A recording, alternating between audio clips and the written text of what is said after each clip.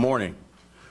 We're going to start out with a few comments from me, and then we'll have Deputy Chief Navales comment, and then we'll have Chief of Detectives Brendan Denahan, and then I'll come back for maybe a few more additional comments, and then we'll take any and all questions within limits. So let's start out with, first of all, I want to open up with keeping our thoughts and prayers with Ella French's family, Carlos Llanes and his family, as well as our U.S. military, particularly our Marines and their families, and special notes of thoughts and prayers as well to New Orleans and the Louisiana Bayou area, and all of the first responders and emergency management personnel working in the midst of a storm. We have a couple of things statistically to go through that we normally do. Gun arrests so far this year is 3,895. Guns recovered so far this year are 8,227. Carjacking arrests, which is 3 categories of offenses, is 911.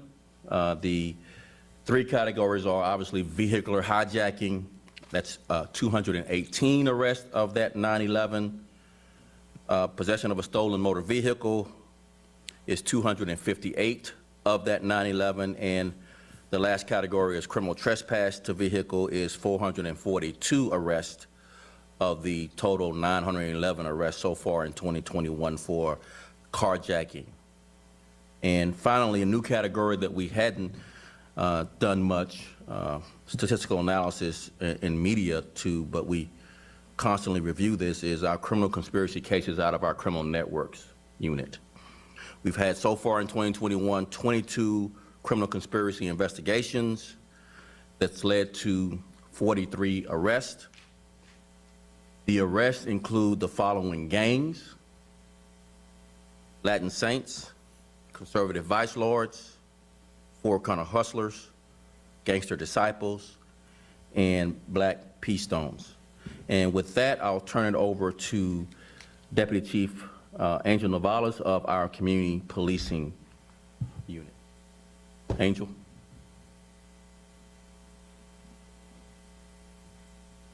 Good morning. And as always, thank you, Superintendent and the City of Chicago, for the opportunity to serve in this role. And once again, thanks to the command staff and the folks at City Hall for the support that have afforded us here at the Office of Community Policing. I want to thank and I do this all the time because it's important to thank the hard work of the folks out there. I want to thank every community policing officer, DCO, area coordinator, community organizer, violence prevention worker, and every ambassador out there. And lastly, along with the folks that work with us, I want to thank every person that stops at every stop sign when nobody's watching, and every neighbor that helps solve community problems for other neighbors so they don't become a police problem. Thank you for being good stewards of law and order in your neighborhoods. At the end of every month, the superintendent has asked that we share with you on the progress on building community trust. And we build community trust by creating engagement opportunities for cops and community to come together.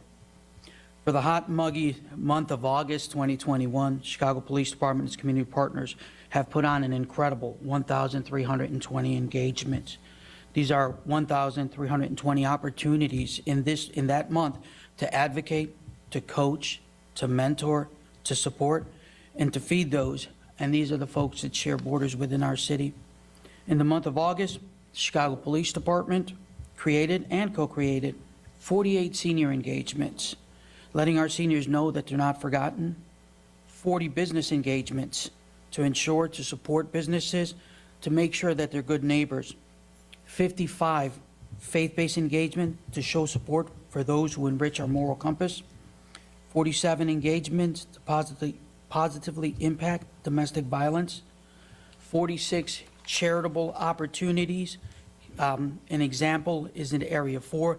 There was a back-to-school backpack giveaway and gathering. Kids received backpacks, school supplies, fresh haircuts, courtesy of the 10th District Commander, CAPS, and DCOs, helping our youth be prepared to go to school. 75 engagements in an effort to build relationships with members of the affinity groups. That's all the affinity officers that we put out in the district, reaching out to communities that are either disenfranchised or may not have those good relationships with the police department. We want to grow those relationships. And lastly, and most importantly, 147 youth engagements. And of note, the Chicago Police Department has participated in 147 youth engagements with our youth across the city.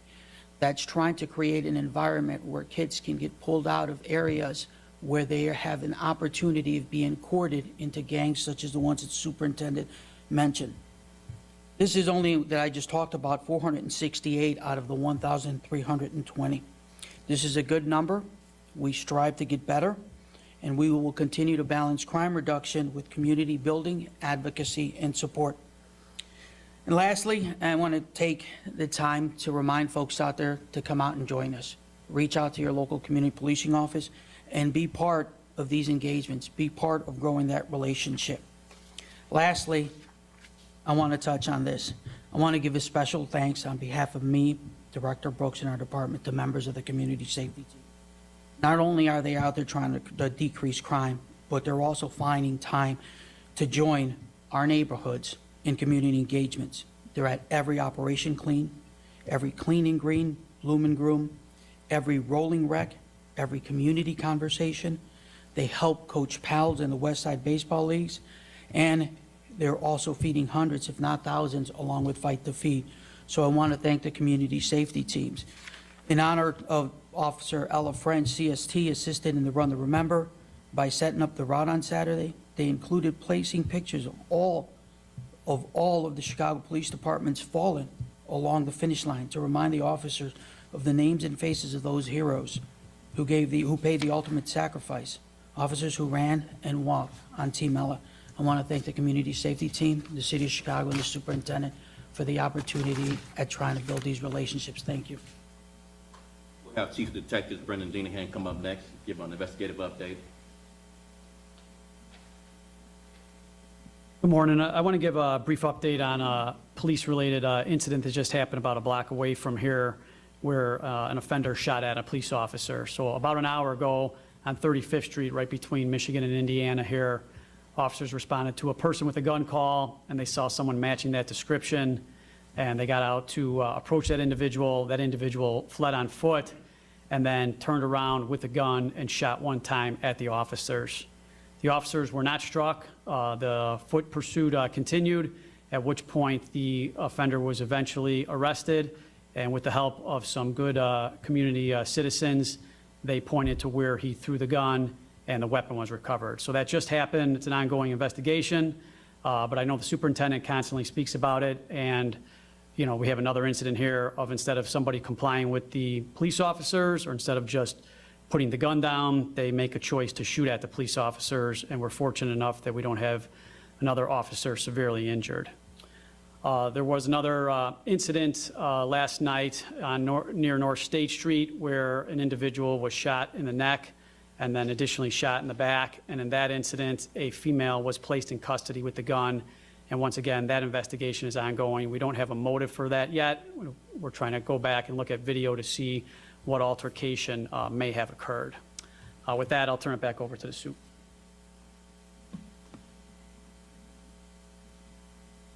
Before we take questions, I just wanted to highlight this time frame is actually the most challenging policing environment that we've all seen for quite some time, and becoming more and more increasingly more challenging and complex given not only the level of violence, COVID-19, as well as the social justice movement, our department's grief of Ella French, and what we now have is a vaccine mandate where we're encouraging our officers to become more aware of the vaccine so that they will feel more comfortable taking the vaccine and moving forward with creating a safe work environment for all of us, including in the community. And with that, I'll take any questions.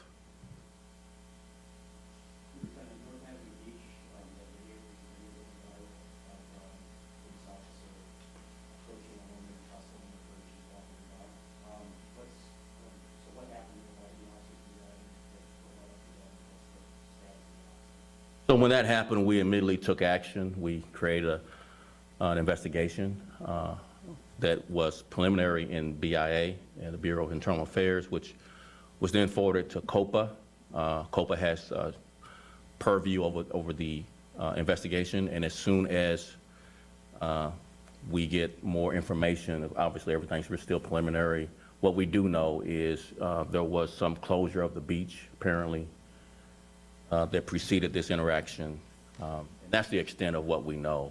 You know, we don't have an arrest, apparently, by this officer, and we don't fully understand, because we haven't interviewed this officer yet. COPA will be in charge of that interview. I believe COPA has reached out to the person you see on video walking the dog that had the struggle with the officer. I believe they're initiating that conversation, but we don't have a conclusion to the investigation that obviously just started over the last 48 to 24 hours. So we don't have an update. All we have is what I just said. Apparently there was a closure of that area of the beach, and then that precipitated the interaction. We don't yet know what was done or said. All we know is that the person was not arrested, and yet the officer had, obviously you see the interaction on video. I don't need to describe that, and we'll obviously wait for COPA's investigation, but apparently this is something that is viral on video. I would just ask the public to allow COPA to do its job and get into the bottom of what happened. You know who the officer is? Where he's assigned? We do, and you know, I'll likely get more of a briefing. I got a briefing the night it happened.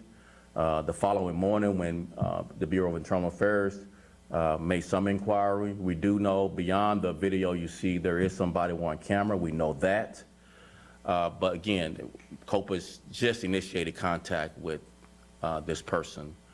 Have yet to interview the officer, so we don't have the person's full accounting of what happened, why it happened, what was said, nor do we have the full accounting of the officer's statement. So it's just, again, I know it's frustrating to the public to wait once you see a viral video for the conclusion to an investigation, but COPA just started, and I just would ask that the public allow COPA to complete its investigation and then allow for this process of finding out what happened, getting to the bottom of it to play out before we then are able to make kind of next steps from my perspective, from COPA perspective. And I was going to go over this. COPA investigates. They have the purview of this. They conclude the investigation, and then COPA determines whether there were any violations of policy. Once COPA determines that, then they make a recommendation, and that recommendation is forwarded to my office. After that, then I agree or disagree with COPA's, both the recommendation, whether it would have sustained policy violation and or the recommended discipline. Once we could do two things, and I was going to get to that. But let me finish the process, because the public may not fully understand the process. I know you all do, but I just want to, I'm trying to talk to the public about why we're starting this way and not going right to discipline. So COPA then recommends two things: whether there was a policy violation, and then and if it was, then they recommend what discipline. Then they forward their investigation and their discipline recommendations to me, to my office. At that point, I agree or disagree with COPA, and I put that in writing. The agreement goes to the police board for approval. The disagreement goes to the police board for an adjudication of, you know, whether or not I have legal justification for my disagreement or whether COPA has met their burden. And then police board decides the discipline. And that's the Chicago disciplinary process. There's two actions that I could do while this is all going on. One, we could relieve officers of their powers. Two, we can place officers on what's called administrative duties. That means they sit at a desk until we know more about what's happening. And because I'm still waiting for more than a preliminary briefing, I'd like to get more facts other than the video from either conversations COPA's had with the victim here, the person complaining. Once I do that, hopefully I get a little bit more facts today. If COPA's made some contact to make the decision which is more preemptive on me on whether or not I believe there's a policy violation and the level of discipline. So relief of powers likely is something that I believe is a policy violation likely to lead to something of what is a serious nature of discipline like separation. If it's administrative duties, I have this belief that this is a strong enough act by the officer that's a policy violation, but maybe not to the level of separation at the end. So those are all of the things that could happen between now and when we conclude this investigation with COPA's recommendation coming to my office. So it's a very complex system, unusual in policing, but it's the system we have here in Chicago. Just for clarity, so this officer has been strict or is on administrative leave? No, I have yet to make that decision. I've had just one preliminary briefing from BIA. I have yet to get whatever COPA has done thus far. Hopefully I could get that this morning to then make those decisions that I just described. Superintendent, have there been any decisions made with regard to the Bureau of Counterterrorism and who's going to take over for former Chief Tirado? Is Deputy Chief Cato and Commander Calderon, are they stepping into leadership roles in that bureau?